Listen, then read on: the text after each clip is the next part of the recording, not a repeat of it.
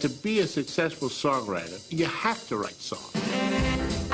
It's not like you want to write songs or you figured out the best way to make a living, you know? There is some kind of terrible force, and sometimes it's out of control. You have to keep writing and writing, even when there's no meaning to it, where you know you're not going to make any money out of it, you know it's going to take up all your time, and you know nobody's going to give a damn anyway. But, you know, someday you're in the street and somebody is singing the song that you've written. You know, and you want to go over to that person and say, hey, you know, I wrote that song. But they think you're some kind of nut, so you never do it.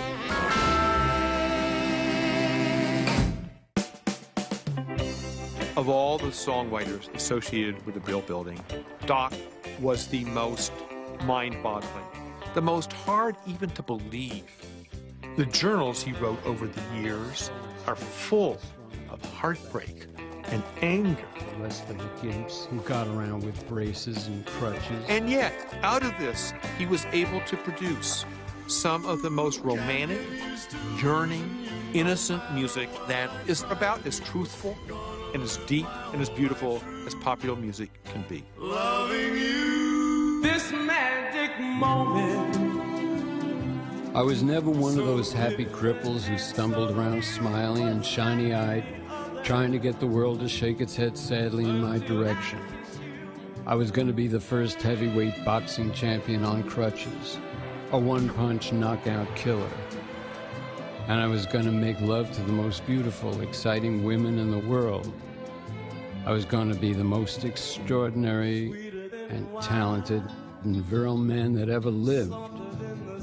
He doesn't have all the parts working perfectly, and yet to me, he's a guy who's been over the mountaintop and reported back from the other side. Now my room has got 2 windows. And underneath, I was a frightened little kid, afraid that my limited physical equipment was not enough to get me any kind of a piece of the action out there.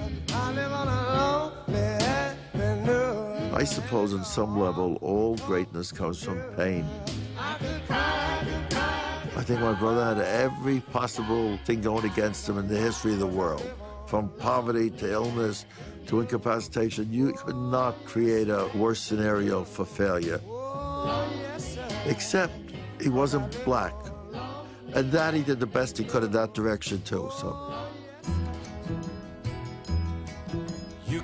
Nothing about the facts of his birth or his upbringing ever suggested the person that he would eventually become. The blues singer, the songwriter, the great collaborator, the champion of the downtrodden. Doc was someone who defied every limitation, and he managed to live a life that was essentially a work of art of his own creation. So darling, save the last dance for me.